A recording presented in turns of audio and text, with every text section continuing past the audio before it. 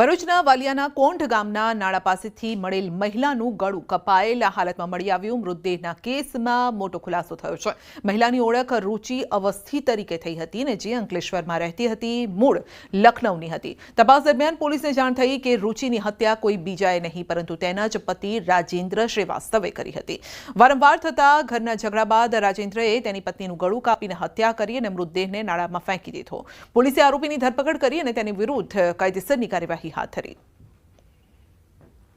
उनका पिछली रात 9 तारीख को लगभग 10-11 बजे के आसपास झगड़ा हुआ था, जो कि उनके फैमिली मैटर्स को लेकर कोई झगड़ा हुआ जिसमें उनकी आपस में झपाझपी हुई और उसने तेज धारदार हथियार से अपनी वाइफ के गले पर वार किया और उसको उसकी हत्या कर दी.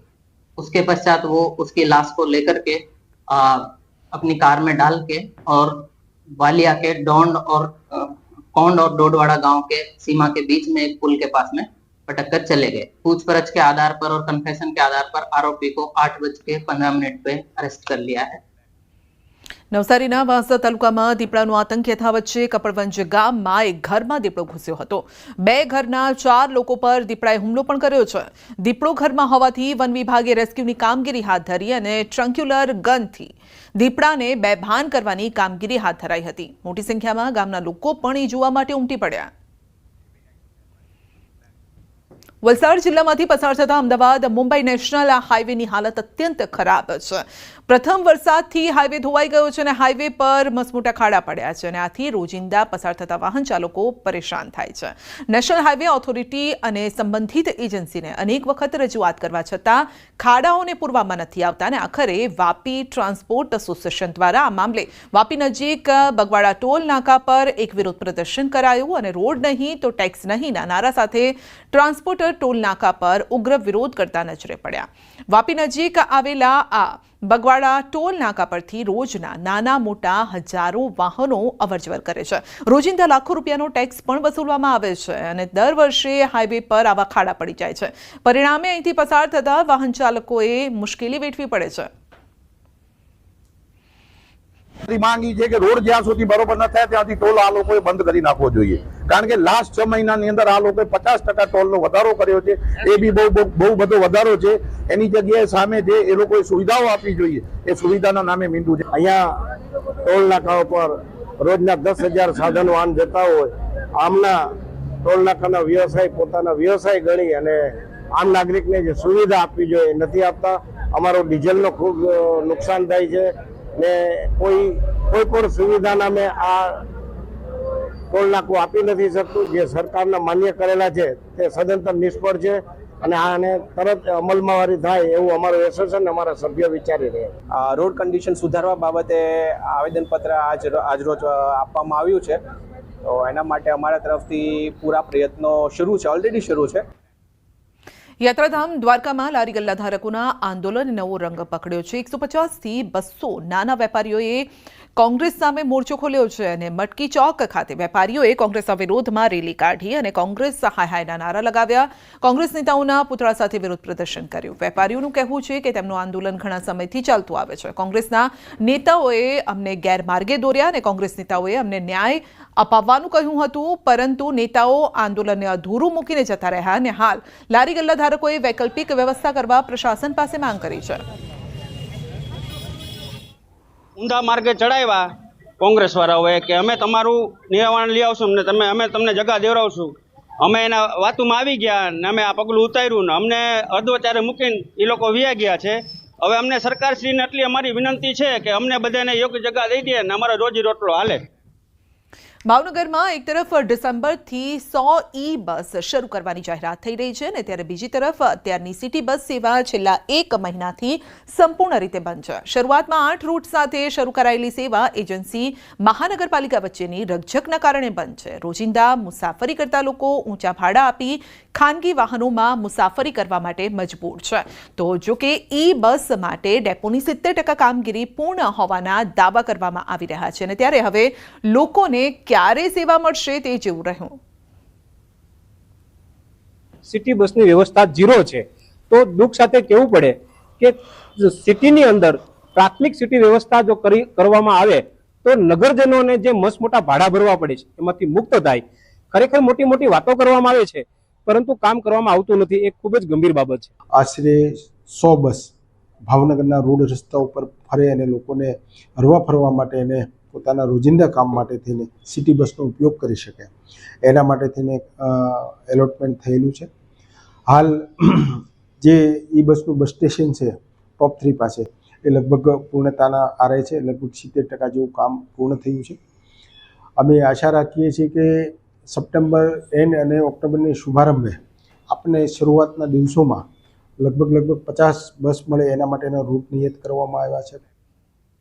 રાજકોટની ભાગોળે પણ એક મિની હિલ સ્ટેશન આવેલું છે જ્યાં આધ્યાત્મિક વાતાવરણ અને પ્રાકૃતિક વાતાવરણનો સંગમ જોવા મળે છે. આ સ્થળ એટલે ડુંગરાઓ પર બિરાજતા ભીચરી માતાજીનું મંદિર. અહીંનો અદ્ભુત નજારો તમને પ્રસન્ન કરી દેશે. શહેરની સતત ભાગદોડ ભરેલી જિંદગી અને ઘોંઘાટિયા વાતાવરણથી ત્રસ્ત થયેલા લોકો કુદરતના ખોળે પથરાયેલી તેમની સુંદરતાને માણવા માટે દોટ મૂકતા હોય છે. અને ત્યારે રાજકોટ નજીક ડુંગર ઉપર આવેલું ભીચરી માતાજીનું મંદિર પ્રકૃતિ પ્રેમીઓને આકર્ષે છે.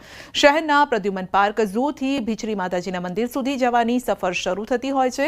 સફર શરૂ થતાની સાથે કુદરતી નજારો પણ શરૂ થાય છે. શાડી માહોલમાં લીલાછમ વૃક્ષો, ખેતરો, તળાવ, ડુંગરાઓ પ્રકૃતિ પ્રેમીઓ માટે આકર્ષણનું કેન્દ્ર બને છે.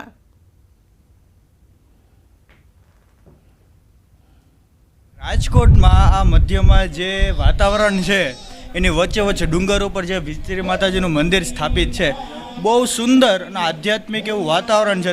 વાતાવરણ એકદમ સરસ છે. માતાજીના સાનિધ્યમાં બહુ માણસો આવે છે મોટી સંખ્યામાં. ગીર પછી મને આવું વાતાવરણ જોવા મળ્યું ને તો અહીંયા ભીચરી માતાજીના મંદિરે આસપાસ તળાવ છે, કોઈ ખેતર, ગ્રીનહરી છે, બહુ મજા આવે એવું વાતાવરણ છે. અને હરી ફરી શકે. બાજુમાં લાલ પરી તળાવ છે ને આજુબાજુમાં પહાડી વિસ્તાર છે ને રાજકોટમાં આવું સરસ સ્થળ હોય એક સારી બાબત કહેવાય. અહીંયા અત્યારે ચોમાસામાં બહુ મસ્ત વાતાવરણ છે. એક સાઈડ ગ્રામ્ય વિસ્તાર, પછી ખેતરો, હરિયાળી અને એક સાઈડ પહાડો, એટલે બહુ મસ્ત મજા આવે એવું છે. અને ડેમ છે.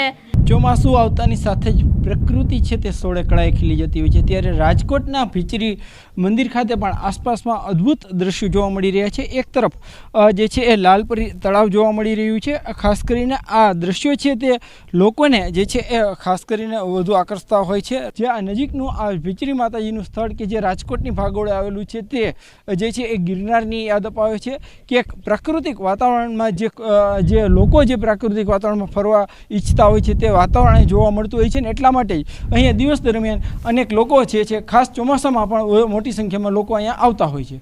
હાર્દિક જોશી, ન્યૂઝ 18 ગુજરાતી, રાજકોટ. અંબાણી પરિવારના પુત્ર અનંત અને રાધિકાના લગ્નની પ્રથમ વર્ષગાંઠની ઉજવણી થઈ રહી છે. છોટા કાશી ગણાતા જામનગરના મંદિરોમાં ભક્તિભાવ સાથે વિશેષ આરતી થઈ. જામનગરમાં વર્ષો જૂના સત્યનારાયણ મંદિર ઉપરાંત ભીડભંજન મહાદેવ મંદિર, કાશી વિશ્વનાથ મહાદેવ મંદિર, સુખનાથ મહાદેવ મંદિર, ગાયત્રી શક્તિપીઠ, સિદ્ધનાથ મહાદેવ મંદિર, હાપાના જલારામ મંદિર, લક્ષ્મીનારાયણ મંદિર ઉપરાંત જોગણી માતાના મંદિર, જોગવડમાં આવેલા આશાપુરા માતાજીના મંદિર સહિતના ધાર્મિક સ્થાનોમાં પૂજા અર્ચના અને મહાપ્રસાદના વિતરણનું આયોજન થયું છે. મંદિરોમાં આવતા ભાવિકો પણ અનંત અને રાધિકાની પ્રથમ લગ્નની વર્ષગાંઠ નિમિત્તે આશીર્વાદ સાથે શુભેચ્છાઓ પાઠવી રહ્યા છે. સવારથી જ મંદિરોમાં શૃંગાર આરતીથી લઈને વિવિધ ધાર્મિક કાર્યક્રમો પણ થઈ રહ્યા છે.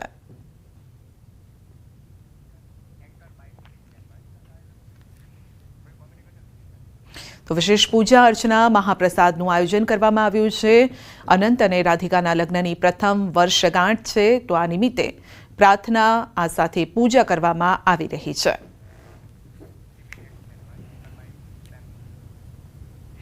ગૌમાતા અને રાજ્યમાતાનો દરજ્જો આપવા માટે માંગ થઈ છે. કચ્છ એકલધામના મહંત યોગી દેવનાથ બાપુએ કરી છે માંગ. કહ્યું છે કે મહારાષ્ટ્રમાં જો રાજ્યમાતાનો દરજ્જો અપાયો હોય તો ગુજરાતમાં કેમ નહીં? જો ગુજરાતમાં ગૌમાતાને રાજ્યમાતાનો દરજ્જો નહીં અપાય તો ધરણા કરવામાં આવશે. કે ગુજરાતની અંદર ગાય માતાને રાજ્ય માતાનો દરજ્જો આપો, અન્યથા અગર આ શરત સરકાર મંજૂર નહીં કરે તો અમે ટૂંક ટાઈમની અંદર ભુજ કલેક્ટરને સામે અનશન આંદોલન ઉપર બેસવાના છીએ.